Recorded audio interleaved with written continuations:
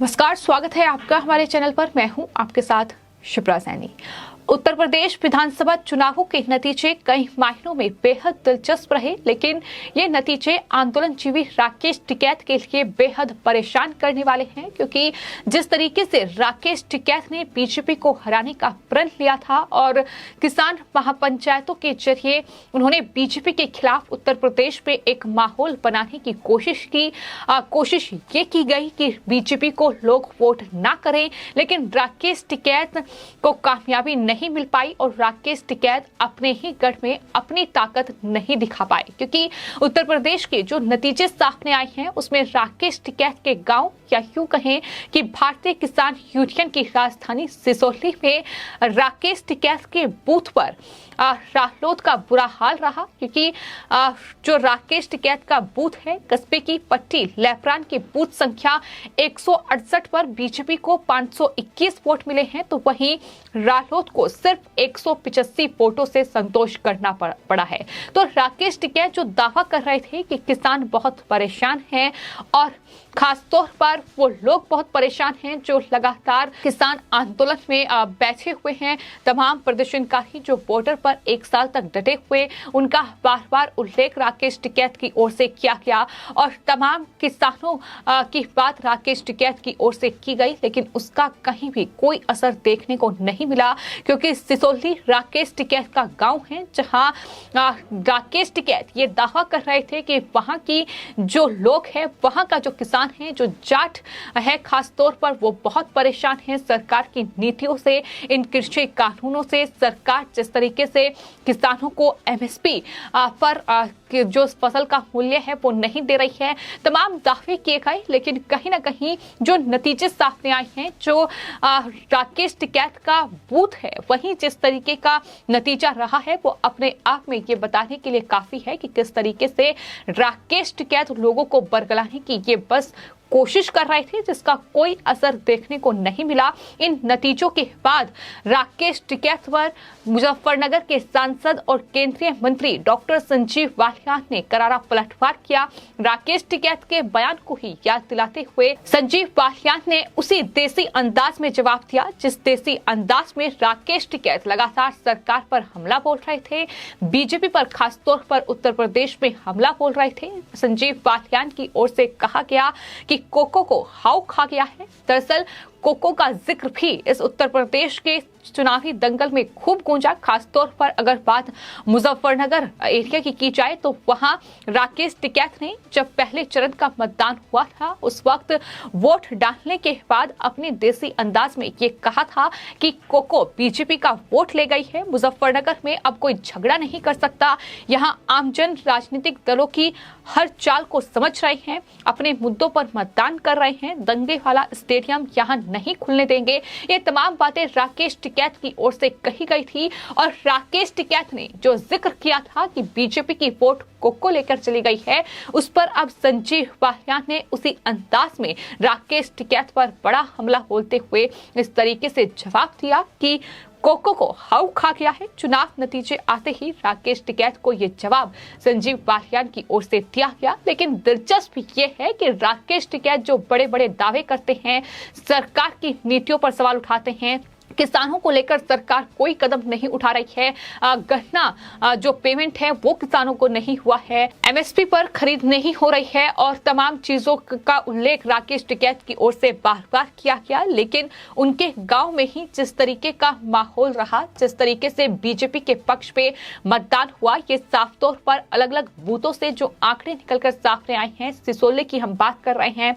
Booth संख्या 168 जो कि राकेश टिकैत का ही बूथ है, उस पर बीजेपी को 521 वोट मिले, वहीं रालोद को 185 वोट मिले। वहीं आपको बता दें अंबेडकर भवन के जो बूथ था उस पर बीजेपी को 297 वोट मिले। इसके अलावा गठबंधन के जो प्रत्याशी थे राजपाल बालियान, उन्हें 178 वोट से संतोष करना पड़ा। इसके अलावा कई ऐसे बूथ हैं जहां वोटों का अंतर काफी ज्यादा रहा। हालांकि आपको बता दें जो बुढ़ाना विधानसभा है, जो कि मुजफ्फरनगर जिले की एक विधानसभा है, और उसी विधानसभा में सिसोली गांव आता है, वहां अगर रालोद रालोद के प्रत्याशी की बात की जाए तो राजपाल बागटियान को 3400 वोट मिले, तो वहीं बीजेपी के उमेश मलिक को सिसोली में 3171 वोट मिले। तो इस तरीके से वोटों का अंतर ज्यादा नहीं रहा, सिर्फ 229 वोट से बीजेपी को यहां हार का सामना करना पड़ा। लेकिन जिस तरीके से राकेश टिकैत का जो बूथ है, जहां राकेश टिकैत तमाम दावे कर रहे थे कि इस तरीके से वहां का किसान परेशान है, किसानों को सरकार का कोई मदद नहीं मिल रही है, और इतना ही नहीं तमाम बड़े आरोप बीजेपी पर लगाए गए, तो अपने ही गढ़ पे वो कहीं ना कहीं अपनी ताकत नहीं दिखा पाए। और यही वजह है कि राकेश टिकैत कहीं ना कहीं जो रालोद और समाजवादी पार्टी का गठबंधन हुआ था, उसकी आड़ में जो हराने की कोशिश में जुटे हुए थे बीजेपी को, वो नहीं हरा पाए, वो नहीं ऐसा कर पाए। और चुनाव नतीजे आने के ठीक बाद राकेश टिकैत अब ईवीएम पर ठीकरा फोड़ते नजर आ रहे हैं। वो कह रहे हैं कि ये जनता का वोट नहीं है, ये मशीन का वोट है। तो इस तरीके के दावे उनकी तरफ से किए जा रहे हैं। लेकिन उत्तर प्रदेश का जो नतीजा रहा है, जिस तरीके से उत्तर प्रदेश की 403 विधानसभा सीटों में से 273 सीटों पर बीजेपी ने जीत हासिल की है, वो अपने आप में ये बताता है कि किस तरीके से जो जनता का भरोसा है, जो विश्वास है, वो एक बार फिर से बीजेपी पर रहा। और कहीं ना कहीं उत्तर प्रदेश में योगी आदित्यनाथ के नेतृत्व को जनता ने पसंद किया है, ये इस बात पर मुहर लगाता है। और ये चुनाव इसलिए भी महत्वपूर्ण था क्योंकि उत्तर प्रदेश जाहिर तौर पर देश का सबसे घनी आबादी वाला राज्य है, और उस राज्य में कांग्रेस से लेकर बहुजन समाज पार्टी और समाज पार्टी की जो हालत हुई है समाजवादी पार्टी की, वो आंकड़े साफ तौर पर बयां कर रहे हैं। जहां कांग्रेस पार्टी 403 विधानसभा सीटों में से 399 सीटों पर चुनाव लड़ी थी, और आपको बता दें 387 सीटों पर उनके उम्मीदवारों की जमानत जब्त हुई है। वहीं बीएसपी की अगर बात की जाए तो 290 सीटों पर जमानत जब्त हुई है। तो ये हाल कांग्रेस पार्टी का है, जहां कांग्रेस को महज 2.4% वोट शेयर उन्हें मिला। तो आपको बता दें कांग्रेस पार्टी का जो वोट शेयर है वो 2.4% रहा, और इस तरीके से 399 सीटों में से 387 सीटों पर कांग्रेस पार्टी की जमानत जब्त हुई है। तो आंकड़े बेहद दिलचस्प रहे हैं, और लगातार बीजेपी दावा कर रही थी कि किसानों में नाराजगी नहीं है, क्योंकि कृषि कानूनों को वापस ले लिया गया। देश से प्रधानमंत्री ने माफी मांगते हुए ये कहा कि शायद कृषि कानूनों के जरिए जो वो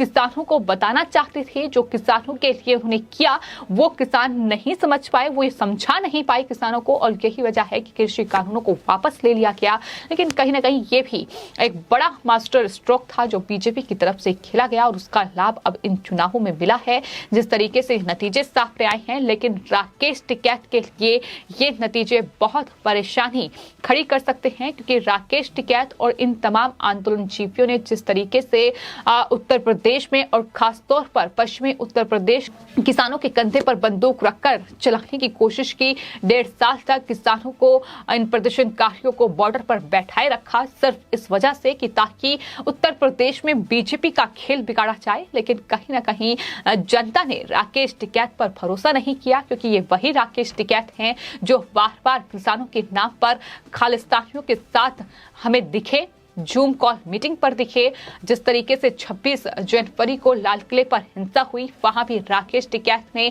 इन तमाम प्रदर्शनकारियों और खालिस्तानियों का खुलकर बचाव किया। लगातार इनके जो बयान सामने आए, जिस तरीके की भड़काऊ बयान, जिस तरीके के विवादित बयान इनके रहे, उसका असर जो है वो जनता के बीच जरूर हुआ। लेकिन राकेश टिकैत जो ये सोच रहे थे कि असर उनके फेवर में जाएगा, लेकिन वो कहीं ना कहीं बीजेपी के पक्ष में गया है, क्योंकि राकेश टिकैत की असलियत क्या है ये कहीं ना कहीं उत्तर प्रदेश और पश्चिमी उत्तर प्रदेश की जनता खास तौर पर समझ चुकी थी। फिलहाल आपकी इस पूरे मामले पर क्या राय है, हमें कमेंट बॉक्स में जरूर लिखें और चैनल को सब्सक्राइब करें। धन्यवाद।